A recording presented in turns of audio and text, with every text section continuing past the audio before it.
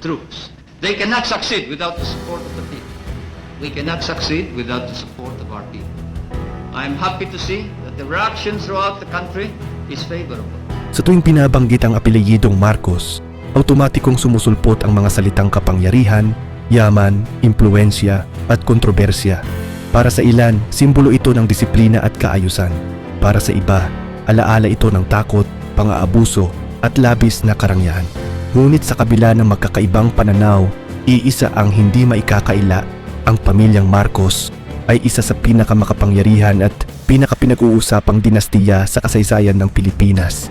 Ngayon, aalamin natin gaano nga ba talaga sila kalakas at kayaman noon at ngayon. Ngunit bago ang lahat, huwag kalimutang mag-share, like at subscribe sa aking channel. Napakalaking tulong nito sa aming mga content creator. Salamat po. Bago natin sukatin ang kanilang yaman, kailangang balikan muna kung paano nagsimula ang lahat. Ang pundasyon ng kapangyarihan ng Marcos ay hindi biglaang sumulpot. Ito ay hinubog ng politika, talino sa estratehiya at tamang pagkakataon.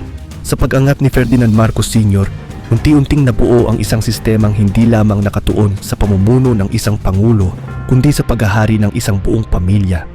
Bilang isang batang politiko, kilala si Ferdinand Marcos Sr. sa talas ng isip at husay sa batas. Ngunit ang tunay na pagbabago ay dumating nang siya'y mahalal bilang Pangulo ng Pilipinas.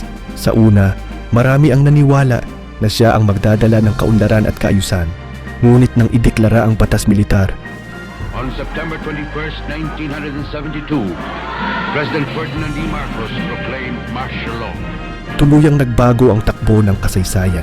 Sa isang iglap, napunta sa iisang kamay ang kapangyarihan at kasama nito ang kontrol sa ekonomiya, media at sandatahang lakas. Dito nagsimulang mabuo ang sinasabing ill-gotten wealth. Sa ilalim ng batas militar, lumitaw ang mga kroni, mga negosyanteng malapit sa Malacanang na binigyan ng eksklusibong karapatan sa industriya ng asukal, niyog, enerhiya at iba pa. Ang kita ng bayan, sa halip na mapunta sa kaban ng gobyerno, ay napunta sa ilang piling individual na konektado sa pamilya Marcos.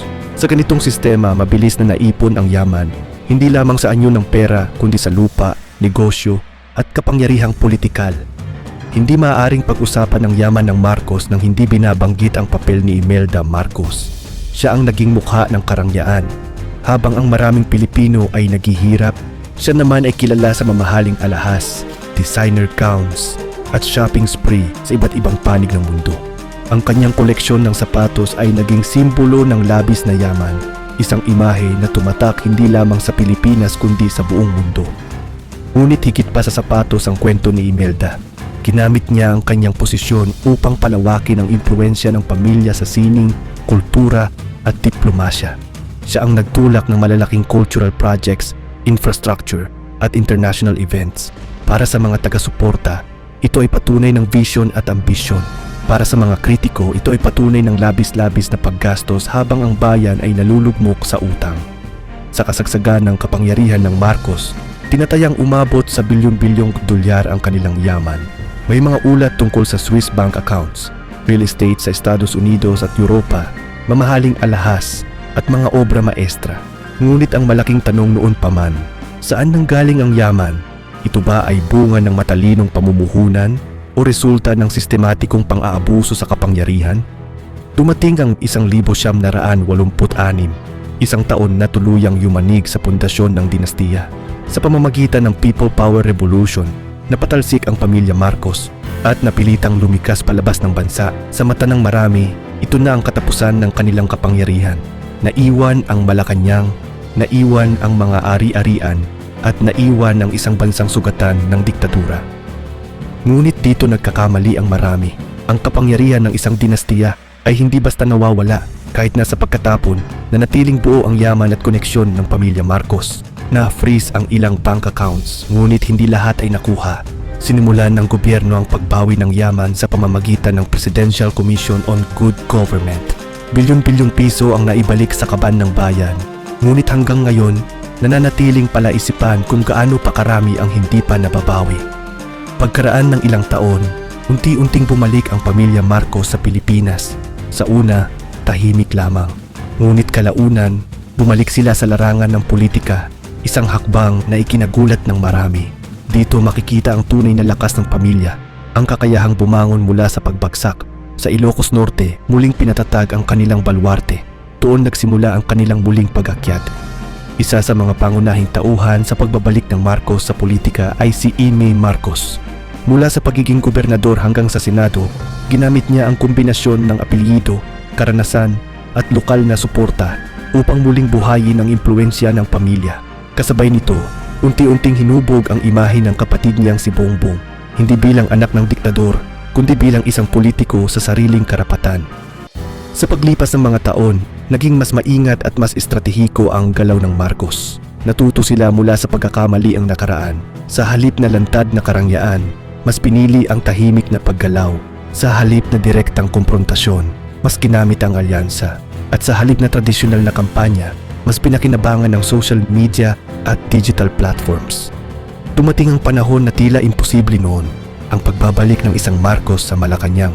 Nang mahalal si Bongbong Marcos, muling napunta sa kamay ng pamilya ang pinakamataas na posisyon sa bansa. Para sa mga taga-suporta, ito ay patunay ng tiwala ng sambayanan. Para sa mga kritiko, ito ay isang paalala na ang kasaysayan ay maaaring maulit kung makakalimutan. Ngayon, gaano nga ba kalakas ang pamilya Marcos? Sa politikal na aspeto, malinaw ang sagot, napakalakas. Hawak nila ang pinakamataas na posisyon sa gobyerno, may malawak na network ng kaalyado, at may matibay na base sa ilang rehiyon. Ngunit ang lakas na ito ay hindi lamang nagmumula sa posisyon, kundi sa kakayahang mag-navigate sa modernong politika. Sa usapin naman ng yaman, mas komplikado ang sagot. Ang mga opisyal na deklarasyon ng yaman ng pamilya Marcos ay nasa loob ng legal na limitasyon ayon sa kanilang SALN. Meron silang mga ari-arian, lupa at negosyo na idinideklarang legal. Ngunit nananatili ang mga kaso at isyu ukol sa yaman na sinasabing hindi pa nababawi ng Estado. Ang anino ng nakaraan ay patuloy na sumusunod sa kanila. Ang mahalagang punto rito, ang yaman ng Marcos ngayon ay hindi na kasing lantad at kasing laki tulad noong panahon ng batas militar. Ngunit ito ay sapat upang mapanatili ang impluensya. Sa modernong panahon, ang tunay na yaman ay hindi lamang pera. Ito ay koneksyon, impormasyon at kakayahang kontrolin ang naratibo. Isa sa pinakamalalakas na sandata ng Marcos ngayon ay ang kontrol sa kwento. Sa pamamagitan ng social media, unti-unting nabago ang pananaw ng ilang henerasyon. Para sa mga kabataang hindi na inabot ang martial law, ang kwento ng Marcos ay hindi na tungkol sa takot at diktadura, kundi tungkol sa kaayusan at disiplina, isang naratibong patuloy na pinagtatalunan. Sa kabilang banda, nananatiling buhay ang alaala ng mga biktima ng martial law. Para sa kanila, ang lakas at yaman ng Marcos ay laging may kapalit, ang karapatang pantao, kalayaan at katarungan. Ang banggaan ng dalawang pananaw na ito ang patuloy na humuhubog sa diskurso sa lipunang Pilipino.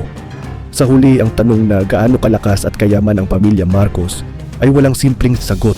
Sila ay makapangyarihan, oo. Sila ay mayaman, oo. Ngunit ang kanilang lakas ay hindi lamang nasusukat sa dami ng pera o sa taas ng posisyon. Ito ay nasusukat sa kakayahang manatili, bumangon, at muling maghari sa kabila ng pagbagsak. Ang kwento ng pamilya Marcos ay kwento ng Pilipinas mismo. Isang kwento ng pag-angat at pagbagsak, ng paglimot at pag-alala, ng kapangyarihan at pananagutan. At hanggat patuloy itong pinag-uusapan, mananatiling buhay ang tanong, natuto na ba tayo sa ating kasaysayan o hinahayaan natin itong maulit? Ito ang kwento ng isang pamilyang tumangging maglaho. Ito ang kwento ng kapangyarihan, yaman at impluensya. Ito ang kwento ng pamilyang Marcos.